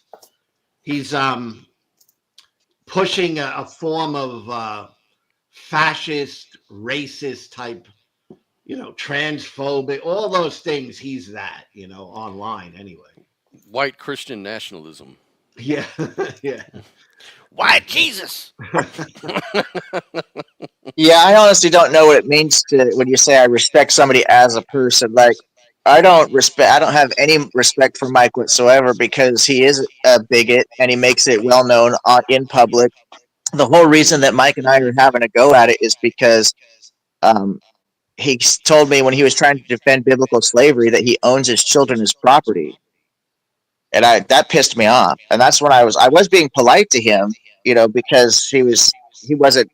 This is way before any of the the bigoted stuff came up about transgenders, and we were having a debate about archaeology, and I was cooking him on a debate about archaeology, and we were supposed to debate science, and then we were going to debate contradictions in the Bible. This is on Discord, so I wouldn't really call it a debate, but whatever you want to call it. And he wouldn't debate science because he rejects any science that goes against the Bible. But I noticed on his channel when he was debating against Mormons, he wants to use science like the genetic science and stuff like that. So whatever science you know, fits his narrative, he's totally fine with it. But as soon as you pull out, well, the flood didn't happen, which is the thing really wanted to debate him about, because he posted some videos about the flood, and what he did is he posted this online too, which that's why I think Mike might not be that smart, because he did a video about the flood and he used AI, right? And so what he did, and this is literally live, instead of doing it like off camera, which still would have been shady as hell, but he did it on Hmm. camera where he literally told Grok to ignore all science, ignore all scientific consensus, to ignore all secular whatever, and then only use quote unquote logic and reasoning. Then he told Grok, first he asked, he says, if I have two stories with matching details, what's the certainty that that story is true? And Grok said like 25% or something like that, 30%. He says, well, what if I have five people that tell the same story? And Grok says, well, now you're up to 75%. He says, okay, well, what if I have 200 people that tell the same story with matching details? What's the certainty that that story happened? And Grok said, you're close to 100%. So then Mike says, okay, great. I've got 200 stories for the global flood with matching details. Does that mean that it actually happened? And Grok said, well, yes, if you've got 200 stories. Well, first of all, Mike told him to ignore all science and all scientific Yeah. information. Second of all, Mike is claiming he's got 200 stories with matching details, which everybody who knows anything about history knows that's a demonstrable lie. There's not 200 matching stories about Noah's global flood. There's 200, possibly 200. Nobody's counted them all, and I know Mike hasn't. But there's possibly, let's just say for the sake of argument, that there's 200 stories from different cultures about a flood narrative, but the details don't match. There's only one story with Noah in it. There's only one story with the ark in it. There's only one, you know what I mean? I mean, it's Yeah. just insane.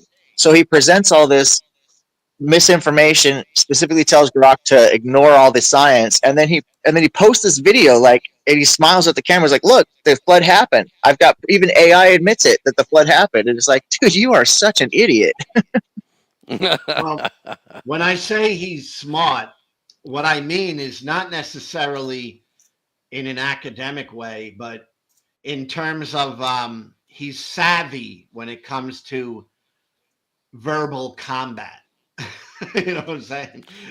What's his channel? Logan wants to know, and I'd also like to It's check it out. called I mean I I think it's called cross examinations. yeah, it is called cross examinations. but there's so much under cross examinations, it might not just pop up. But that is the name Yeah, of his channel. that was what was killing. That's what was killing my channel. The fact that I have a name called the discussion, and I didn't realize it was so Ah, yeah, there's oversaturated. like so many other, yeah. But that's all YouTube Yeah. marketing, you know. You gotta, Scott, if you want to grow YouTube, you gotta become like an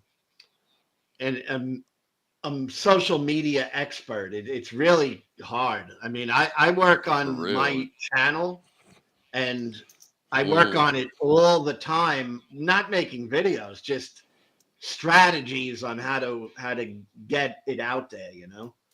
And Yeah. people don't Yeah. know that, you know. They don't know that part of it. Because YouTube will Right. just let you sit and rot forever and ever and ever. Yeah. Exactly.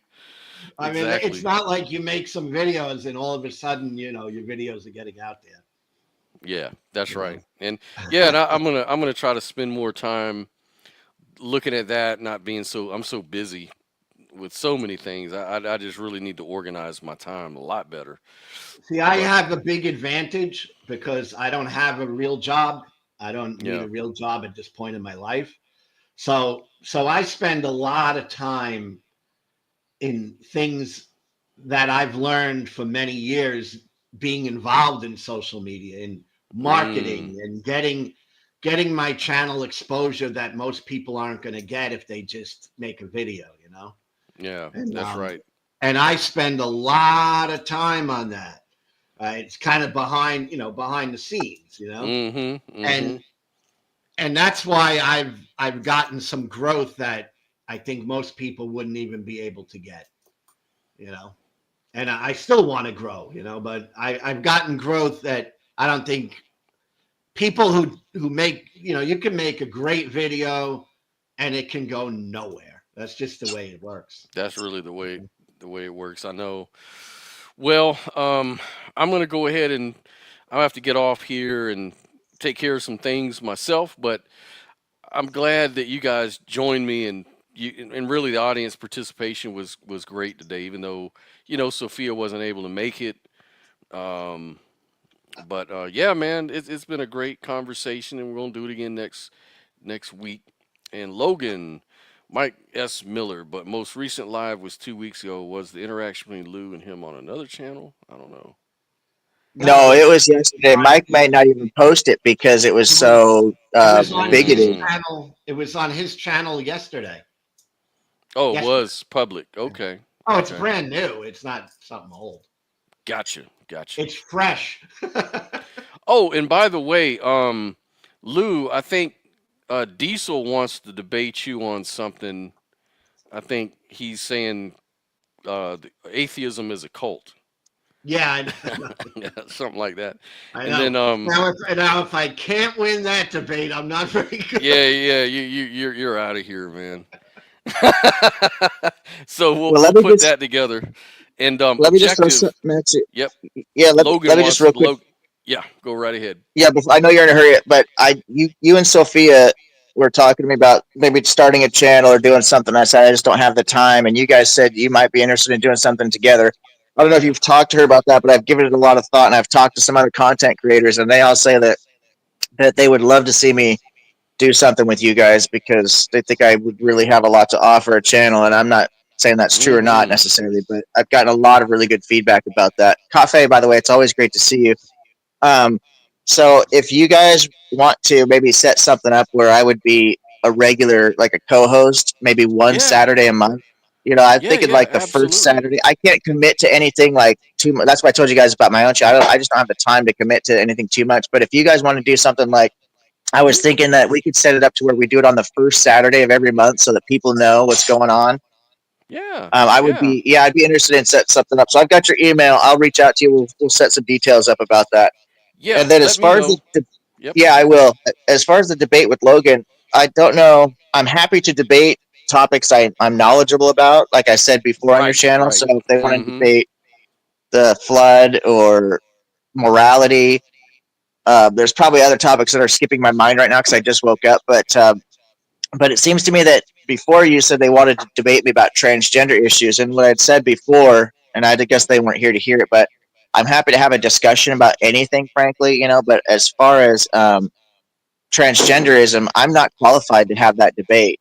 Now, I did reach out to some of my transgender friends, and I Hmm. do have some people who are willing to have that debate with you, and I need to, you know, make sure and confirm that that's what they want to do. Okay.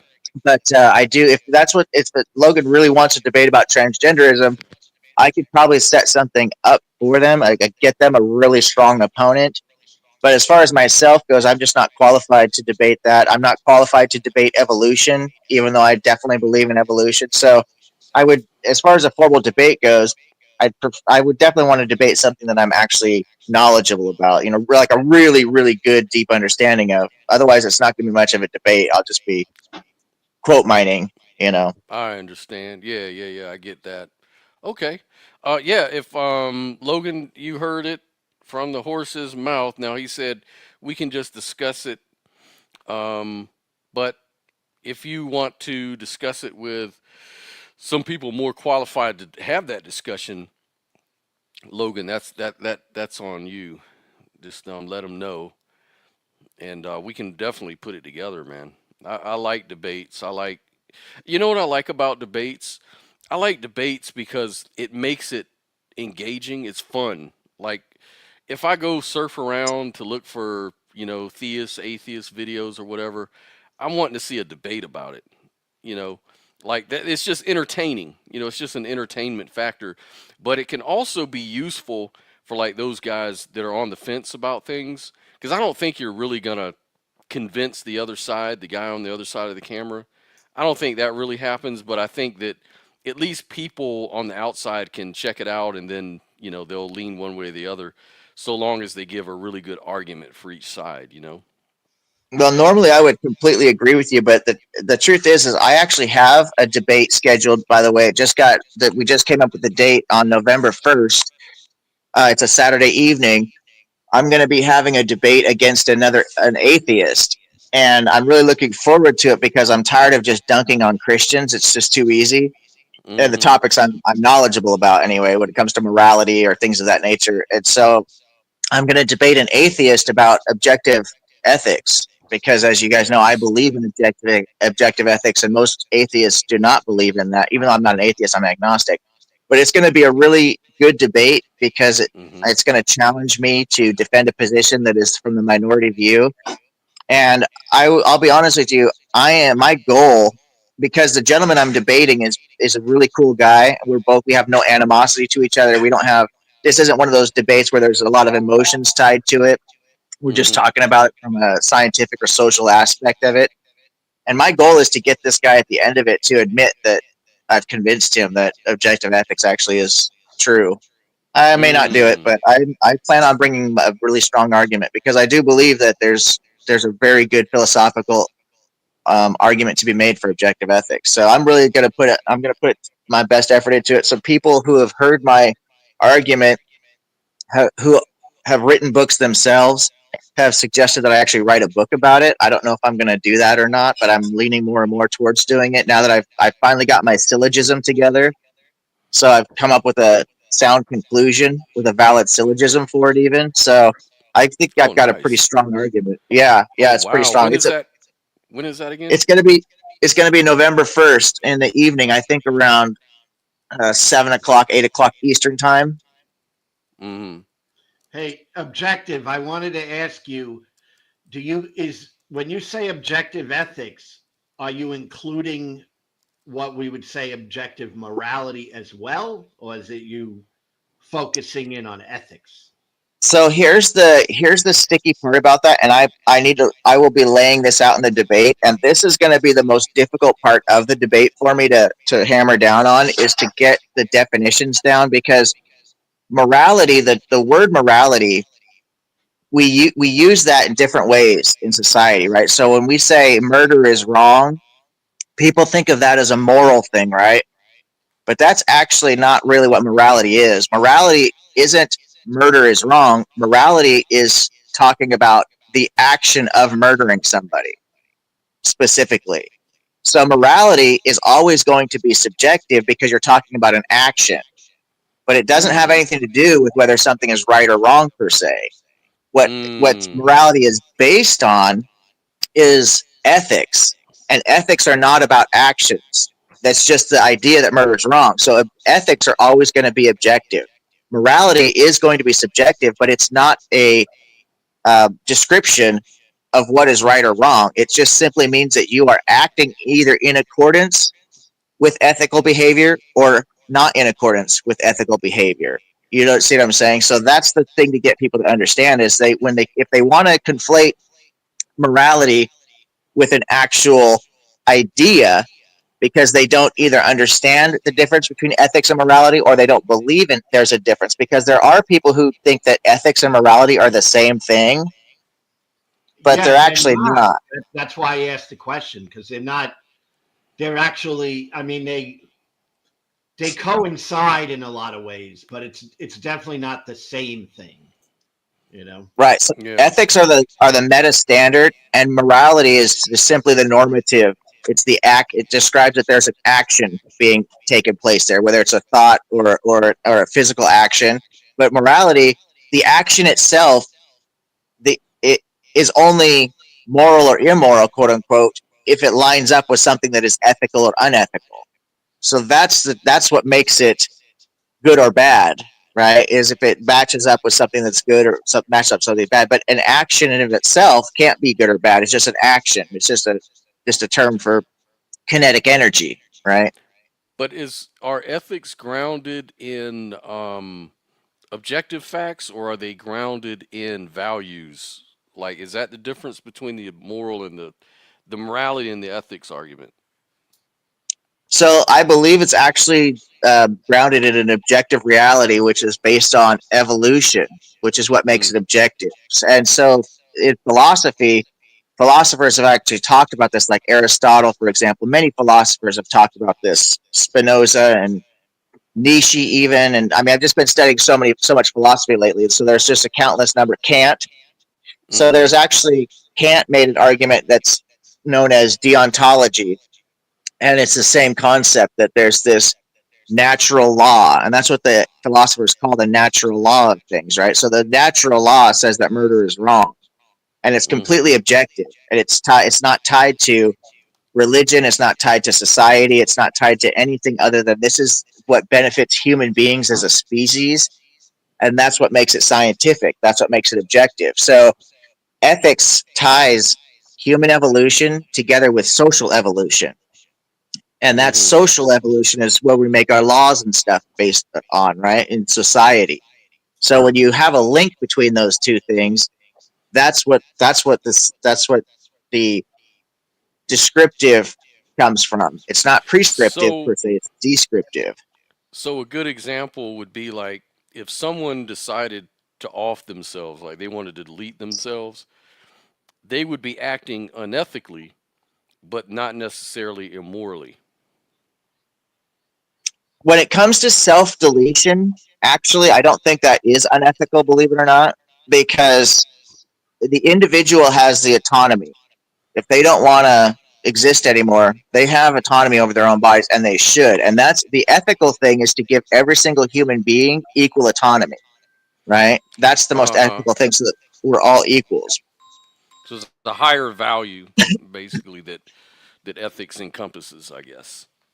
Right, exactly. Oh, So I'm sorry. as a species, as evolution, as a species, we are what's called a social animal, right? And so it is the responsibility of every individual to work to the benefit of the group, because we're a Mm-hmm. social species, just like any other social species. Uh, Carl Sagan said one time that few together can accomplish so much more than many can alone, right? If you had 10 Mm-hmm. people working together, they could actually accomplish more than 100 people could by themselves, maybe even 1,000 people by themselves, right? Mm-hmm. So think of any building project or any project, anything you want. You had 10 people who are working in a concerted effort together. They could accomplish so much more than a huge group of individual people ever could, because of Mm-hmm. the physical limitations, the mental limitations, so on and so forth. The feedback aspect, the asymmetry of experience. I mean, there's just so many different elements you could look at to prove that that's true, and it is true. It's a demonstrable fact. So, as a social species, if we let murder run unchecked, our society would collapse. Not only would our societies collapse, but ultimately, evolutionary wise, right, our species would collapse. If we were just out there murdering and we had let murder run rampant, we would not survive.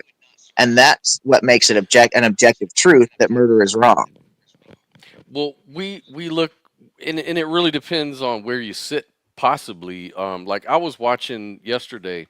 Me and Sophia were both looking at the history of the. It's kind of weird. The history of the Neanderthals. You know, Neanderthals are a different race of humans that existed at one time, and they were apparently kind of like superhuman sort of creatures, apparently, from what we were looking at. All these different research and everything. In other words, they had like cat-like eyes. They had mirror sort of eyes, so they could see at night, right? So when they hunted humans, they would do it at night because we don't have that, right? We don't have, cat-like eyes. We don't have those mirror retinas like the Neanderthals did. Neanderthals also had bone structures that were 25 times more dense than humans.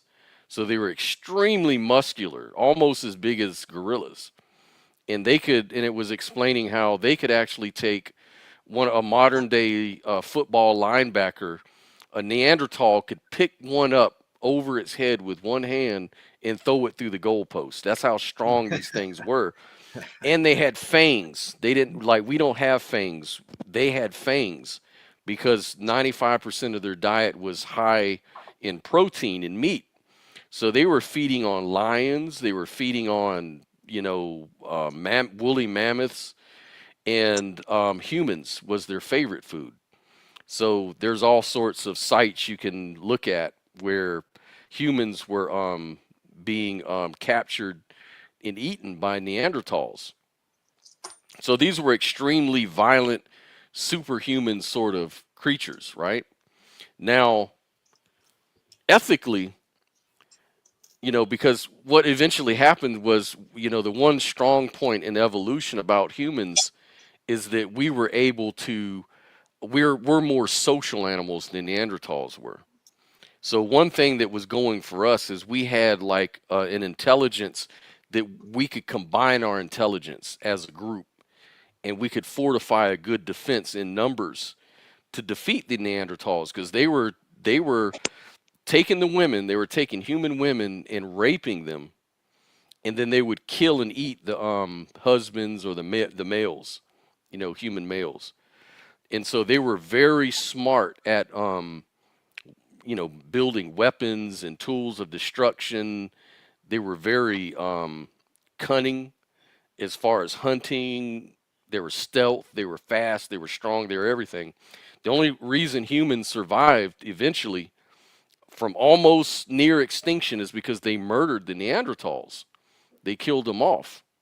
So I was just thinking, evolutionary, ethically speaking, murder is wrong, and these are other human beings. This isn't like a different species. Like Darwin said, most forms of animals will always turn against their own form. Cats won't go attack dogs and elephants. They'll usually have skirmishes with other cats. Same with us apes. We always have problems with other humans, So I'm just wondering, where does that land on ethics when you think about that history of the Neanderthals versus the humans? Well, there's two different points there to think about, because one point is regarding the idea of working together and who works together better and more efficiently. Happened to be the Homo erectus, right? Which is, this is anatomically correct Homo sapiens, which is what came out of Africa, for example. And that's what really spawned us. And so they were more successful because of exactly what you said, their ability to work together. But it wasn't just about being able to fight against the Neanderthals. The real reason is because their cooperation allowed them to survive the Ice Age. The Neanderthals did not cooperate together in the same way. They did not develop the same technologies at the same rate, and so they were not able to handle the ice age and the environmental conditions. The environmental pressure is actually wiped them out. And that's a perfect point of what I'm talking Oh, about, working together as a social species. So human beings, with this, what you're talking about, with this capacity to combine our brain power essentially and link up mentally, we can then we have a massive increase in our ability to develop technologies, and technologies is what helps to propagate the species. And boom, here we are, 300,000 years later. perfect. I love that It's answer because it kind of points to um, it's almost like nature has answered a question, and that question is it favors unity and oneness and community over just pure brute strength. That's exactly right. And that's why, in order to understand my point about the ethics and biological evolution and social evolution, is that we know when we look back at history, even when you go back to all the way back to Neanderthals and Homo erectus, but even back before that, Homo nidali and all the other ancient species or mammals, primates in particular, that eventually became us, is that you see these developments of societies, even in crude forms. These animal groups had societies, so to speak, and Mm-hmm. it's a natural part of a social animal's evolution. You have a societal structure. Even wolves have a societal structure to a certain degree, right? Mm-hmm. So our society, you cannot have human evolution without social evolution. They are literally intrinsically tied to each other. So the ethics and quote unquote morality that we really think about with the social side of evolution, everybody understands that. But if that society breaks down, then inherently you are taking the legs out from underneath the biological evolution. So you can't destroy society without destroying the species. And the example you gave of the Neanderthals is a perfect example of that. The stronger society, because of the external pressure. If we lived in a bubble with no environmental hazards and things of that nature, then my argument would fall apart, right? Mm-hmm. But because Mm-hmm. we live in a world with earthquakes and asteroids that crash into the planet and all these other crazy things, ice ages, this cooperation element is key to survival. And that Mm-hmm. goes back to what you were talking about with the cats versus the dogs. This is Mm-hmm. a bit of a misuse of the term, and I know you didn't use the term, but it focuses on the term of oh god, fittest the fitness. Yeah. And The I the strong will survive stuff.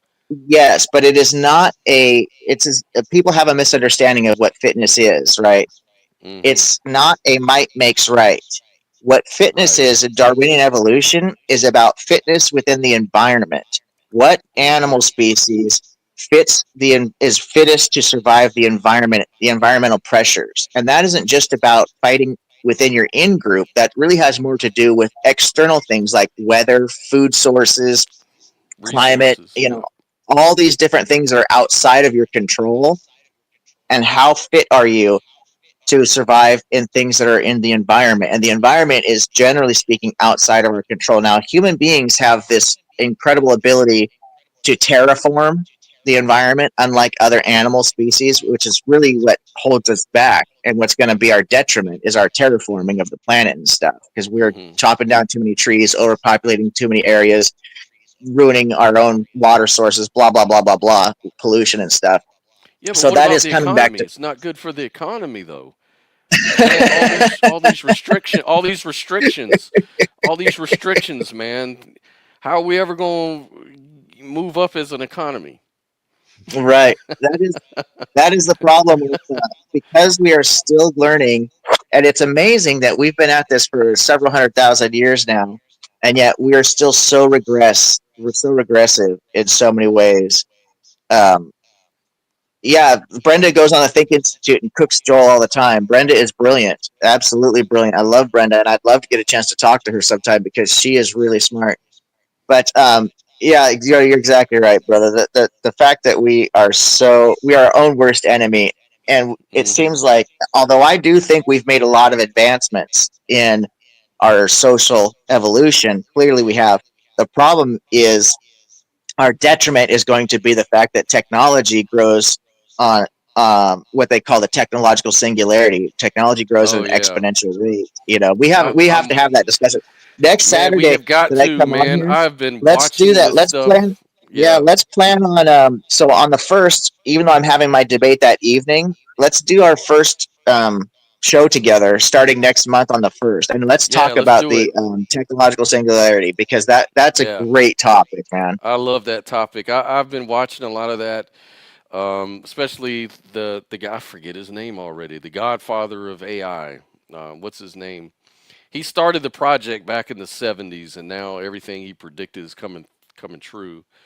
But yeah, it's some scary stuff that they talk about. Now I don't necessarily believe yet that we can upload our consciousness to a computer and escape everything like we think. And I'm not even sure how realistic that would even look like. Like, is that only for the rich people? Is it for everybody, even third world nation or fourth world nation people that live in the woods? Are they gonna also be able to meld with the computers? And like, how is that gonna happen? Or even if it can, in principle. So I don't know if I believe that yet. But there are other things though that are coming to threaten us as these technologies get smarter and smarter from what they're talking about. So yeah, we should definitely dive into that one. That sounds like a really good topic. Yeah, I've got a lot to talk about on that one. I don't want to get in too much of it now. Go ahead, Lou. Yeah, I'm sorry. I'm gonna cut out. I'm gonna go eat lunch. yeah, I'm about Right. to go too. We're at the And Oh, 2 hour Lou, mark. Yep. Lou, yeah. before you leave though, hey, I posted a message on our last thread that you and I, when I was asking about your email address so I could reach out to you. Your Yeah. email address, I cannot find it on your channel. I looked under more info and the only link is just to YouTube. So I don't know what you're talking about, but I put my email address in that comment for you. So go Okay. back to that thread, grab my email address and shoot me an email real quick so you and I have each other's emails. And then I'm going to go back and delete that because I don't want my email address just posted all over the place. You know what I mean? No, So that's why I don't. I mean, I would just give you the email address. The thing is, on YouTube, they a lot of times they delete email addresses automatically because I guess they don't want people, Yeah, like because I put mine down too, and Objective told me the same thing. He couldn't find my email that's what I'm there. saying, and it seems like they do that. Yeah. But I'm yeah. telling you, objective, it definitely is. I mean, when I go on my page, I see it. Yeah, I can see it too on mine, but I don't know if anybody else can. That's the problem. Yeah, I couldn't find. I can't see it when I'm on. All I see is your guys'. It just has the link to your YouTube channel. Yep, that's what I So, hear. Well, but anyway, my I'll get email. on and I'll Yeah, pick because it up. yeah, mine's in a comment. I left it in on that same thread, that same conversation we're having. I don't remember what video that was, but I just grabbed some random video to get a hold of you, and Well, you've here, responded to it. Yeah, so go let me back. give it to you right now, and then I'll run. It's simple, but there's one thing you got to make sure of. It's brooklynlou4@gmail. But the Brooklyn has two N's. That's it. brooklynlou4@gmail. All right, Okay. guys. I'm gonna head on out in the stream. I'm just gonna play the outro and head on All out, right. man. But We'll see you thank you guys. so much for jumping in, guys. I appreciate it. Touch objective too, and so we can set that up for the first of the month. So with that being said, I'm gonna end it here.